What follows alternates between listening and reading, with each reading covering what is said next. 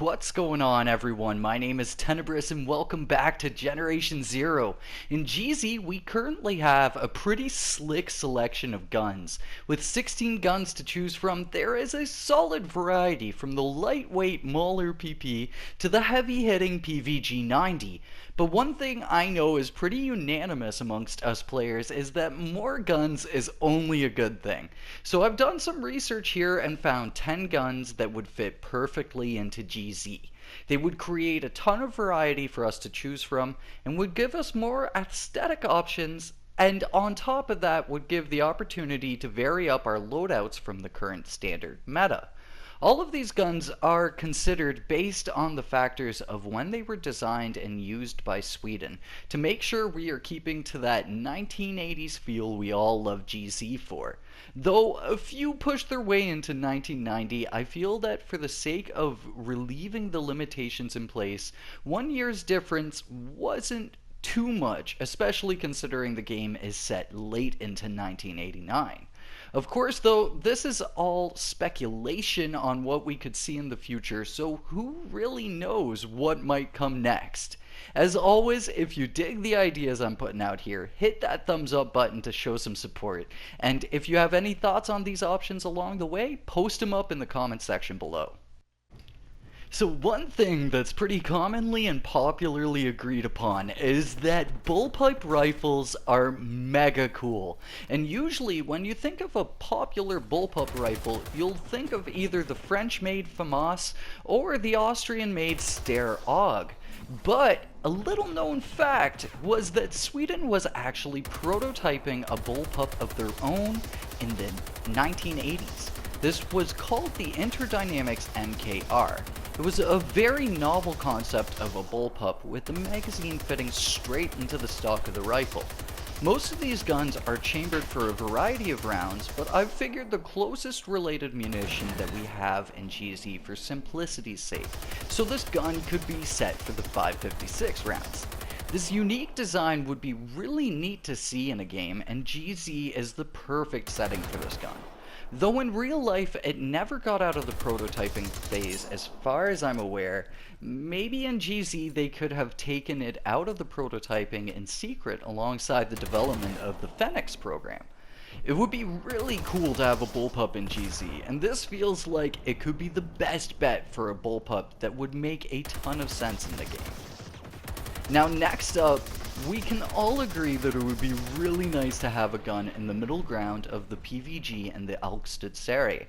In 1990, Sweden adopted the PSG-09, a bolt-action sniper rifle, and though due to this gun being adopted a few months later than the game's current setting, I feel this gun would still be a great addition. The PSG-09 is chambered for 7.62. Which means for those of us that really enjoy sniping in GZ, we could finally have a gun that we could farm tons of ammo for very easily. Though it's never too difficult to get the 243, 270, or 50 BMG, it never comes in quantities quite like the 762 does. As well, power-wise, it would sit really nicely in between the Alkstad-Serie and the PVG, and could potentially come with magazine upgrades just like the PVG does, and a silencer just like the Alkstad-Serie.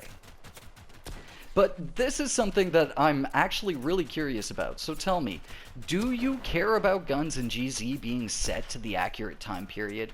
I personally feel rules like these could be bent a little bit myself, but I'd like to know what you all think for the guns in the game. Do we limit our selection and keep to the time frame, or do we abandon the nostalgia for more variety? This is the only gun on the list that really pushes that limit, as the rest are either time specific or much older. So let's move on with this list here. Now next up is a general purpose machine gun, and would work really nicely into the two LMGs we have so far in the game, the HK-21. I feel this would be great to see in the game for a variety of reasons. Firstly, we already have a gun based off a H&K design with the HP5, which is based off of the Heckler & Koch MP5. It would be a great mid-power machine gun to sit between the KVM 89 and 59, and it would be an opportunity for a belt-fed machine gun to come to the game.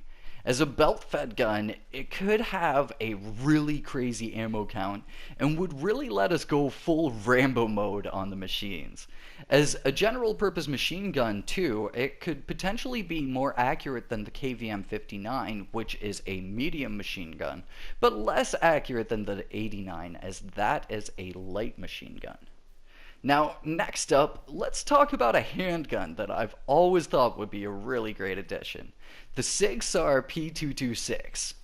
I really went in on this gun on a previous video, and I'll have that linked in the description down below. But since I've already covered this gun in the past, I won't talk about it as much as the others. But I feel an option in between the Clock and the Magnus would be really great for our sidearms, and would give us the option of using a semi-auto 44. Though the P226 usually uses 40s, for the sake of keeping things simple and GZ ammo-wise, 44 would be great. As well, it could mutually use the 9mm, allowing players to have the option of going with either a heavier caliber or a lower caliber with armor-piercing capability. Now next up, the AT-4. The AT-4 is a disposable anti-tank gun, and in that concept, I think it would serve as a really unique addition to GZ. Do you pick the GRG that you can stock ammo up for and have unlimited uses from, or do you go with the AT-4 that would be a one-time use weapon that packs a much heavier punch? A lot of players feel the GRG is underpowered in the game, and this would give a great option to them. You could then keep the GRG for its best purpose it currently has right now in crowd control, and give the real big boom for the people that want that in the AT-4. For the next gun, we're going all the way back to World War II with the Carbine M40. This is a bolt-action rifle that utilized a stripper clip. A stripper clip would give the chance for a really nice, unique reload animation, and the gun itself could have a rather high amount of firepower to back it up. As well, it could come as a unique gun that only allows for a silencer attachment, meaning you'd have to use this more as a mid-range gun without any sort of scope option. Stylistically, it would be pretty sick too. Maybe at 5 crown it could have like a full rosewood body and be really classy like. In the community, we've heard some requests for World War II era guns, and the M40 would be a perfect example of a World War II era gun in GZ. So, for another great World War II era gun, we could possibly see the M39. This iconic gun was made very popular during World War II and would be a cool old school gun for the SMGs and GZ. With its unique side-mounted box-fed magazine, it could create a very unique reload animation and would round up for a good balance if anyone wanted to rock a World War II style loadout in the game. It would use the 9mm SMG ammo and would have a reliably high rate of fire with minimal recoil.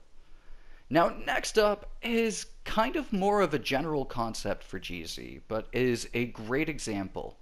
So let's talk about the AK-5D. In real life, the AK-5 and AK-4, or AG-5 and 4 respectively in the game, have a ton of variations, either built for long-range DMR or for close-up and personal urban combat. The designs of these guns vary pretty greatly as well. With the 5D as an example here, the gun is a much shorter barrel than the typical AK-5, which means the gun itself is more stable and accurate due to less friction and opportunity for muzzle whip during prolonged firing. A unique concept for the 5D2 to further separate it from the standard AG5 would be giving it a permanent scope attachment. This would be a non-variable scope and maybe only offer a 1.5 times zoom, thus making the 5D an excellent option for close quarters combat And just like the AG5, it could use the 556 ammunition. But overall, I think it would be great to see all variations of the AG4 and AG5 in game, giving more player options for what we use in our loadouts. For the second last gun of the day, we're going to talk about the KG M40, another World War II era gun. This would be really cool as a more old school style light machine gun, and though it would potentially be significantly worse than the LMGs we already have, it again gives the opportunity for the player to have a full World War II style loadout. The one thing the KG40 could really offer us, though, is an incredibly high RPM, or rounds per minute.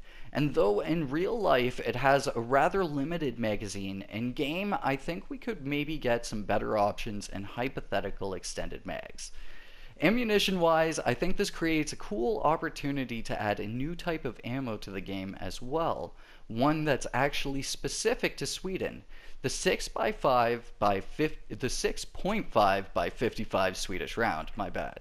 Of course, if adding a new ammunition type isn't in the developer's interest, it could also rock the simple and accessible 762. Now, for the last gun of the day, the Automat Yavar M42.